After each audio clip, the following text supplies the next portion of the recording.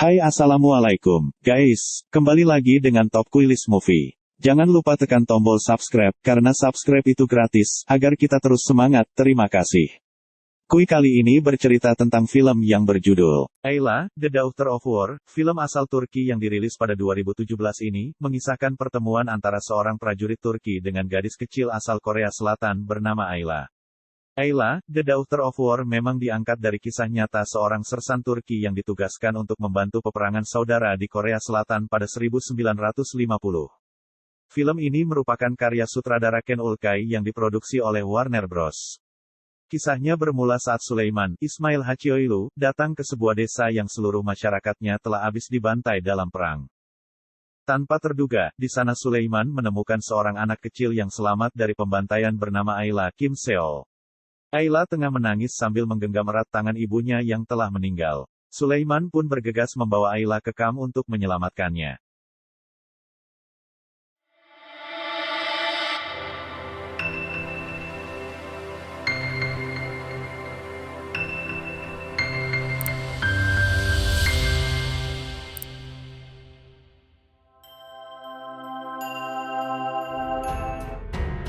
Cerita ini berawal di bulan Juni tahun 1950, tepat 5 tahun setelah Perang Dunia Kedua. Di perbatasan antara Korea Selatan dan Utara ini, kita bisa melihat kehidupan normal dari beberapa keluarga yang hidup di sana. Mereka tampak tenang, menjalani hari-harinya dengan bahagia. Namun tidak lama setelah itu, kebahagiaan mereka harus terenggut karena tentara Korea berusaha melakukan invasi untuk menguasai daerah Korea Selatan. Masih di bulan yang sama, kondisi perang antara Korea Utara dan Selatan ini membuat semua negara prihatin termasuk Turki. Di sini kita akan diperkenalkan dengan salah satu sersan bernama Sulaiman yang saat itu dipanggil atasannya untuk ditugaskan ikut bergabung dalam Satuan Komando Perdamaian PBB yang akan dikirim ke Korea Selatan. Sulaiman pun di sini menerima tugas tersebut walaupun agak berat hatinya karena harus meninggalkan kekasih yang sangat berarti baginya. Dan malam harinya, Sulaiman pun langsung menemui kekasihnya Nuran untuk berpamitan. Awalnya, Nuran sangat sedih karena ia sangat khawatir takut terjadi apa-apa nantinya. Namun Sulaiman langsung meyakinkan kalau perginya ini tidak akan lama dan ia juga berjanji setiap ada kesempatan ia akan selalu mengirimkan kabar dan setelah pulangnya nanti ia akan langsung menikahi Nuran. Pelukan pun akhirnya mengawali perpisahan mereka. Keesokan harinya di rumah Sulaiman, sang ayah pun dengan sumringahnya memberitahukan bahwa dia telah menerima pesan telegram dari anaknya. Perasaan sang ayah pun sedikit berdebar karena sangkaannya anaknya akan segera pulang lalu menikah dengan wanita pilihannya. Namun setelah Nimet membacakan surat itu, ternyata isinya memberitahukan kalau Sulaiman ini akan pergi ke Korea. Tentu aja hal itu membuat sang ayah sedikit kecewa dan khawatir, apalagi Nimet yang terlihat sedih dan hanya bisa mendoakan Sulaiman agar kembali dengan selamat. Dan perlu kalian tahu, Nimet ini adalah gadis yang dijodohkan pada Sulaiman dan ia sering membantu dan datang ke rumah orang tua Sulaiman. Sesampainya di Korea Selatan, Sulaiman beserta pasukannya pun menuju perbatasan untuk bergabung dengan tentara Amerika yang sudah berada di sana. Di sepanjang perjalanan, ia pun menyaksikan langsung tentang betapa mencekamnya negara tersebut. Banyak mayat yang bergelimpangan, anak-anak terlantar yang orang tuanya tewas menjadi korban perang. Tidak lama setelah itu sampailah di kamp Amerika. Di sini Sulaiman pun tetap sebisa mungkin menepati janji untuk mengirim pesan kepada Nuran dan juga keluarganya di rumah. Sulaiman memberikan kabar kalau keadaannya baik-baik saja dan mereka tidak perlu mengkhawatirkannya. Nuran yang membaca ini tentu saja sangat senang sekali termasuk keluarga Sulaiman yang selalu mendoakannya. Gak lama setelah itu ternyata beberapa hari ini Sulaiman tidak mengetahui kalau perang ini akan segera berakhir karena menurut temannya yang bernama Masud, musuh telah mundur dan meninggalkan Korea Selatan. Ali sahabat Sulaiman yang juga berada di sana sedikit kecewa mendengarnya. Karena mereka sudah datang jauh-jauh tapi mereka tidak melakukan apapun. Namun tidak lama kemudian tiba-tiba kamp tersebut diserang beberapa pesawat tempur. Pasukan Amerika, Turki termasuk Sulaiman pun berlarian mencari tempat berlindung sampai akhirnya ia bertemu dengan komandannya. Dan di kondisi yang genting ini Sulaiman beserta dua temannya diberi misi untuk mengantarnya ke kamp unit 9 untuk meminta bantuan. Di sisi lain ternyata kabar perang akan segera berakhir ini telah menjadi berita dan sampai kepada Nuran. Nuran yang membaca ini pun tentunya sangat senang karena kekasihnya akan segera kembali. Sampai-sampai Nuran bersama temannya pun mulai memikirkan baju pernikahan apa yang bakal ia gunakan nantinya. Namun sayang sekali padahal kenyataannya perang masih terus berlanjut dan malah semakin memanas. Di tengah perjalanannya menuju unit 9, tiba-tiba di malam yang sunyi itu mereka kembali menyaksikan fakta mengejutkan. Karena di sekeliling tempat tersebut ternyata telah porak-poranda dan puluhan mayat pun bergelimpangan di mana-mana. Suasana kembali berubah tidak enak. Sulaiman yang khawatir akan adanya serangan tiba-tiba memberanikan diri mencoba mengawasi keadaan dengan menelusuri sekitaran tempat itu. Tiba-tiba saja Sulaiman kaget. Di tempat itu, ia pun menemukan seorang gadis kecil yang duduk sendirian di samping mayat orang tuanya. Sulaiman yang melihat hal ini jadi nggak tega dan berusaha meraihnya.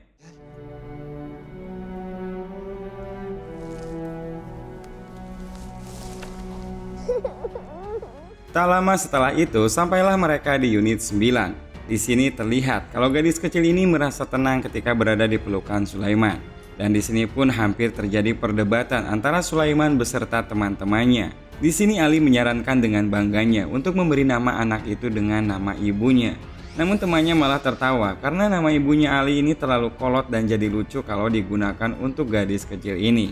Akhirnya Sulaiman pun memutuskan untuk menamai gadis kecil ini Ayla yang berarti bulan purnama.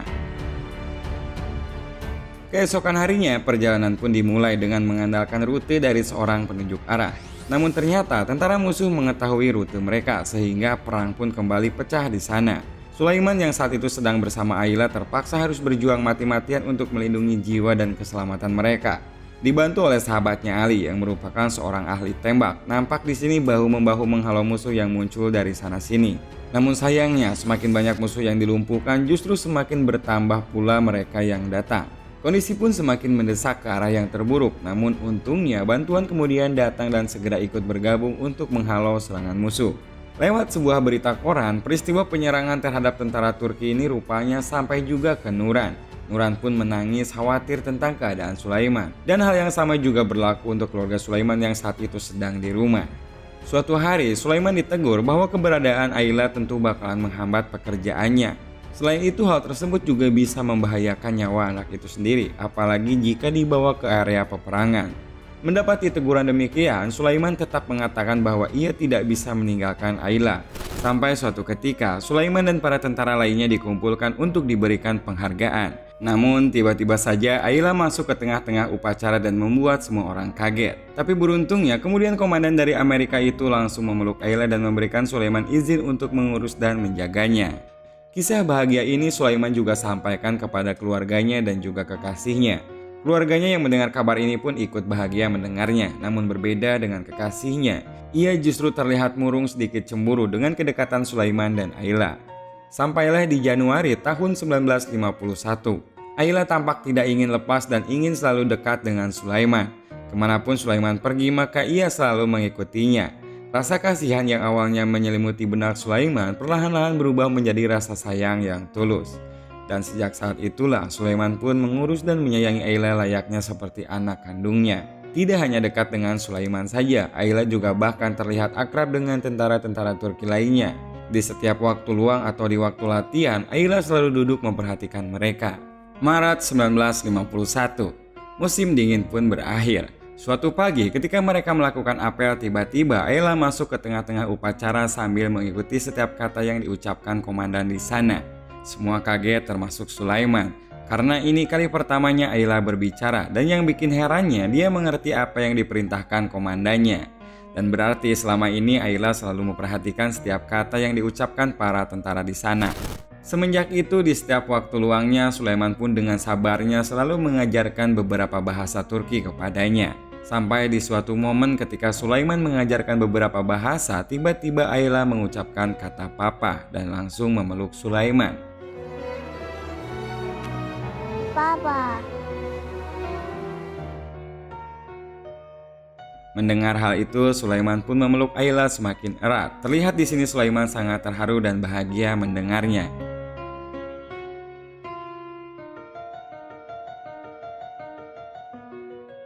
Suatu hari, Sersan Ali nampak ngamuk-ngamuk karena mendapat tugas dari kolonel untuk menjaga perbatasan. Padahal sebelumnya dia sudah merencanakan untuk pergi melihat konser Marilyn Monroe yang sudah lama menjadi idolanya. Sulaiman dan Merut pun berusaha menenangkannya dan berjanji kepada Ali kalau setibanya dari tugas itu Ali bakal dipastikan mendapat tanda tangan dari Marilyn lengkap beserta nama dan tanda ciuman darinya. Ya, mendengar hal itu, Ali pun akhirnya sedikit tenang dan bersedia maju ke medan perang.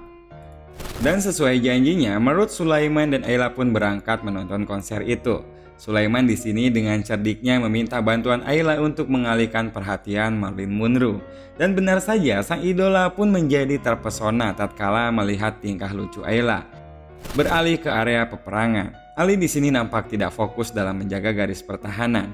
Hati dan perasaannya pun sangat galau dan pandangannya pun terus tertuju sama selembar foto dari sosok dambaannya. Sambil membayangkannya, ia pun lantas berjanji jika ia bakal menemuinya setelah perang berakhir. Namun sayang sekali sebelum hal tersebut terlaksana, sebuah tembakan menyambar jantung Ali dan Ali pun akhirnya seketika gugur di sana. Sulaiman yang mengetahui kematian sahabatnya ini begitu sangat terpukul. Sambil bercucuran air mata, ia pun meletakkan seikat karangan bunga dan foto beserta tanda tangan idolanya yang dijanjikannya pada Ali kemarin. Juli 1951, hari ini bertepatan dengan 1 tahun tentara Turki berada di Korea, dan hari itu pula mereka dinyatakan telah bebas tugas karena nantinya tugas-tugas mereka akan digantikan oleh tentara-tentara dari negara lain. Hal ini tentunya membuat Sulaiman sangat dilema. Di satu sisi, ia harus pulang dan memenuhi janjinya kepada Nuran untuk menikahinya. Namun di sisi lain, ia juga khawatir terhadap nasib Ayla yang sudah menganggapnya sebagai ayah. Beberapa hari kemudian, sementara teman-temannya kembali ke Turki, Sulaiman pun memutuskan untuk tinggal beberapa waktu lagi untuk mengurus Ayla. Dari sini, Sulaiman pun kembali menuliskan surat untuk pacarnya dan juga orang tuanya.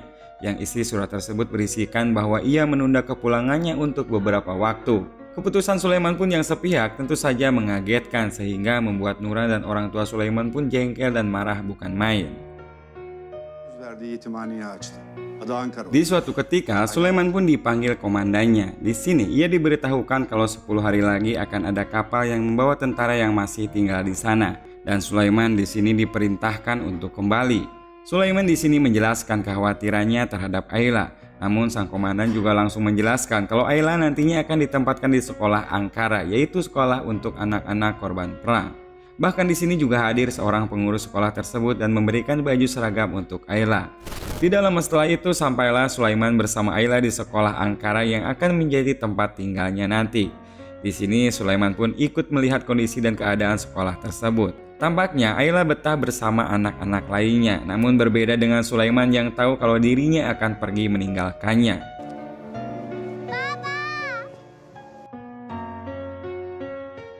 Namun tiba-tiba ternyata Ayla menyusul sambil menangis terseduh-seduh dan mengutarakan kalau ia nggak mau ditinggalkan Sulaiman. Sulaiman yang tadinya akan pergi pun kembali luluh dan semakin berat untuk melepaskan Ayla. Sebelum memutuskan kembali ke tempat asalnya Turki, Sulaiman pun akhirnya nekat menyelundupkan Ayla ke dalam koper agar ia bisa membawa Ayla bersamanya. Sebelum ia menaiki kapal, terlihat semua pasukan diperiksa dan didata. Di sini Sulaiman hampir ketahuan karena ia terlihat membawa koper dengan ukuran sangat besar. Namun di sini Sulaiman bisa meyakinkan kalau di kopernya tersebut hanya berisi oleh-oleh untuk keluarganya. Ia pun akhirnya tersenyum dan lolos. Namun ketika ia baru beberapa langkah, tiba-tiba teman Sulaiman menghampirinya dan bertanya di mana Ayla berada. Semua yang berada di sana pun jadi kaget dan langsung membuka koper miliknya. Setelah rencana Sulaiman yang nekat itu ketahuan, ia pun semakin bimbang dan bingung. Apa yang harus ia lakukan agar tidak berpisah dengannya? Mesut pun langsung menjelaskan kalau Ayla akan lebih baik tinggal di sini dan suatu hari Sulaiman bisa datang ke sini untuk kembali menjenguknya. Akhirnya semua usaha Sulaiman berakhir dan terpaksa harus berpisah dengan Ayla.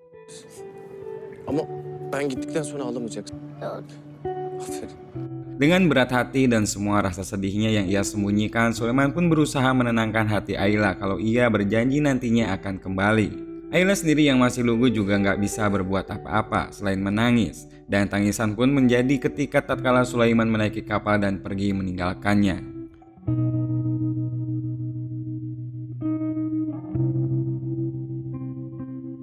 Sesampainya di Turki, hal yang tidak diduga pun terjadi karena ternyata Sulaiman harus menerima kenyataan pahit bahwa Nuran sudah menikah dengan orang lain, sehingga membuat Sulaiman benar-benar terpukul atas peristiwa itu.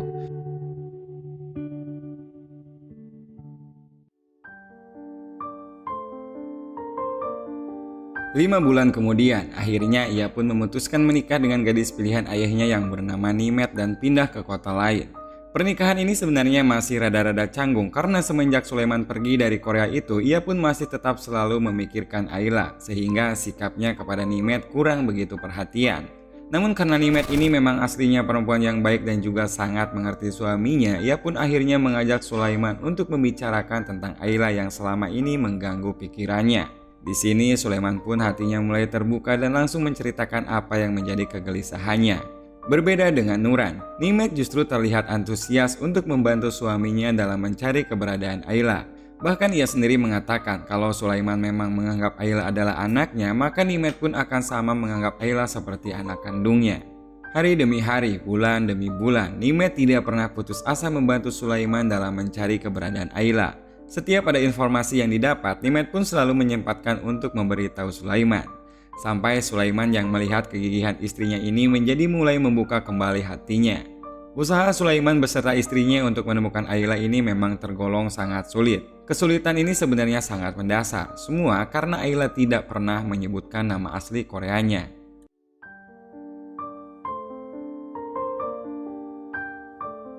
"47 tahun berlalu semenjak Sulaiman berpisah dengan Ayla. Saat ini Sulaiman dan Nimet sudah terlihat tua. Namun di setiap waktu luangnya, Sulaiman selalu menyempatkan untuk mengenang sahabatnya Ali termasuk momennya bersama Ayla waktu itu. Juni 2002. Di sini Sulaiman bertemu dengan wartawan dari Korea dan mendapat tawaran untuk menceritakan kisahnya bersama Ayla semasa perang dulu. Mereka ini ternyata sedang mencari narasumber untuk keperluan film dokumenter, dan jika Sulaiman bersedia bercerita, mereka juga berjanji akan membantunya mencari keberadaan Ayla. Mendengar hal itu, tentunya Sulaiman sangat senang karena menemukan Ayla adalah janji semasa hidupnya yang belum sempat ia tepati. Akhirnya di sini Sulaiman pun menceritakan semuanya dan memberikan semua foto kenangannya bersama Ayla. Dari sini kita beralih ke Korea. Wartawan yang sudah berjanji membantu Sulaiman pun mulai melakukan pencarian. Mereka mulai mencari dari arsip tempat sekolah Ayla dulu, namun arsipnya beberapa sudah hangus terbakar dan hilang entah kemana. Mereka ternyata nggak menyerah begitu saja. Setiap ada informasi, sekecil apapun itu mereka tetap dengan teliti menyelidikinya. Sampai akhirnya mereka menemukan 6 nama yang sampai saat ini masih bisa dihubungi. Informasi ini mengantarkan wartawan ini kembali menemui Sulaiman. Di sini dia menjelaskan kalau orang-orang yang berada di daftar tadi mengenal Ayla. Bahkan di dalam video wawancara itu, seseorang menyebutkan kalau Ayla dulunya pernah diantarkan oleh seorang tentara. Mendengar hal itu, Sulaiman sangat senang dan merasa kalau tinggal beberapa langkah lagi bertemu dengannya. Keesokan harinya, wartawan ini mendapatkan informasi lagi kalau ternyata Ayla ini ditemukan dan ia pun langsung bergegas menemui wanita itu.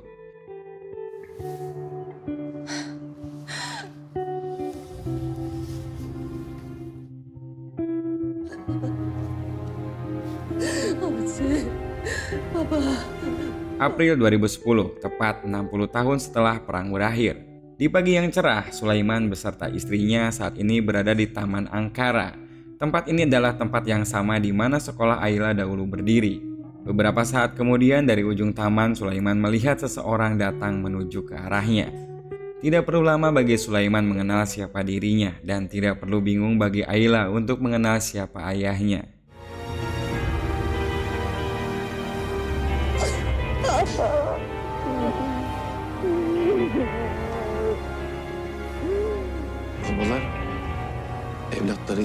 Mereka pun tidak kuasa lagi menahan air matanya. Tangis kebahagiaan mereka tumpahkan dalam pelukan. Pelukan hangat yang sudah 60 tahun mereka rindukan. Dari sini film pun berakhir dan 10 April 2010 adalah tanggal di mana Sulaiman menepati janjinya untuk kembali menemui Ayla.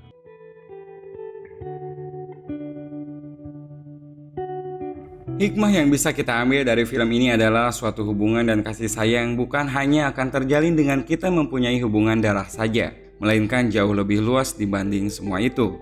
Meskipun berbeda ras, negara, bahkan sekalipun sampai dipisahkan oleh jarak dan waktu yang begitu lama, ikatan batin tidak akan pernah bisa terhapus. Cinta yang tulus pastinya akan selalu datang dan selalu mencari jalan untuk pemiliknya.